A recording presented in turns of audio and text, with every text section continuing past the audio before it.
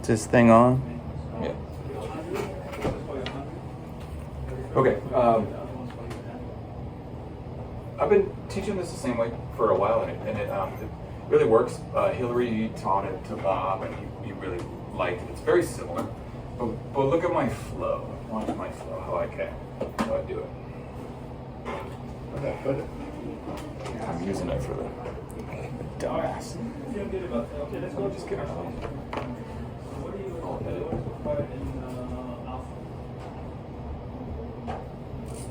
It's funny. All right, so very similar.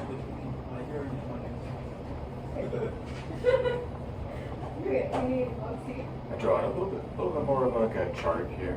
Mm. And my characteristics might be slightly different, but not much. Okay. 1, 2, 3, 4, 1, 2, boom, boom. So we're gonna do cruise speed to start, which can also be like fuel economy, fuel efficiency, stuff like that. Mm-hmm. Controllability.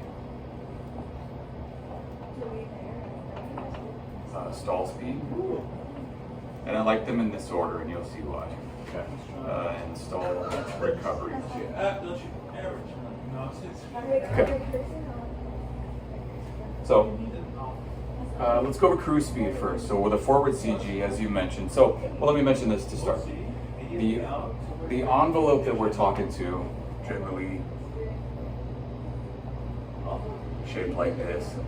CG range is in here somewhere. The envelope that we're referring to is going to be very small, maybe around this area. But for this discussion, I'm going to make it just a little bit bigger to make it more apparent what we're talking about. So with a forward CG and cruise speed, we're saying that the weight is heavy in the front of the plane, so the nose wants to dip down. So to compensate for that, we have to apply back pressure to the stick and pull that nose up. Mm-hmm. Okay, so it's gonna fly at probably a higher angle of attack than it would for an aft CG. Aft CG, we'll put it way back here. The weight's back here. The weight's so it's tail heavy. Mm-hmm. So if it's sitting like this naturally, we have to push forward on the stick. So aft CG, forward CG. Right. So our cruise speed is going to be slower with forward CG because basically we're flying at a higher angle of attack. Slower. Faster, and I make it a little bit more interactive, and I want to show which CG ends up being better. So we're going to give this one a star because faster cruise speed is better in this case. Okay. All right, controllability. Your description of the door handle was really good. So you were spot on with that. So the CG is here. We have a long, and I'm careful not to say arm, because we reference arms when we do the weight and balance calculation. So the distance from the CG point to our control surfaces, the rudders, elevators, we got a nice long lever arm. And even just look at this. If I'm controlling it this way, this looks a lot better than this, right? Mm-hmm. So you can see how this could be a lot more squirrely, right? Aft CG, harder to control. Forward CG, easier to control like this. So controllability, we'll just say better and worse. Sure. So better controllability. This is a forward CG gets a star. Stall speed. Again, you were correct with that. Forward CG, the nose is heavy. Weight wants to sit like this, so you have to apply more back pressure. We're going to fly at a higher angle of attack in a forward CG. So our critical, meaning we're going to be closer to our critical angle of attack. We don't have that far to travel before the plane wants to stall. Yeah. So aft CG's back here, weights, so it's tail heavy. We have to apply forward pressure. We get a lot further distance to travel before we hit that critical angle of attack. So this is going to have a higher stall speed and a lower stall speed. So we'll give this one a star, aft CG. Lower stall speed is better. But when do we finish? We're going to put it all together. Stall recovery is easy. You can leave this one to the end and let them kind of figure it out. Okay. So with a forward CG, weight is here. Nose is heavy. You have to apply back pressure, right? So do you think this would be harder or easier to recover from a stall? with the forward. Forward CG. It's easier. You would let go of the controls and the nose Do would it just yourself. drop down. Yeah. So stall recovery would be, we'll just say easier. We'll give that one a star right off the bat. Okay. So even though this one has a lower stall speed with an aft CG, weights back here, forward pressure on the stick, longer distance to travel to hit the critical angle of attack. If we stall, we're gonna have a harder time getting that nose down. So this is gonna be harder to recover from a stall.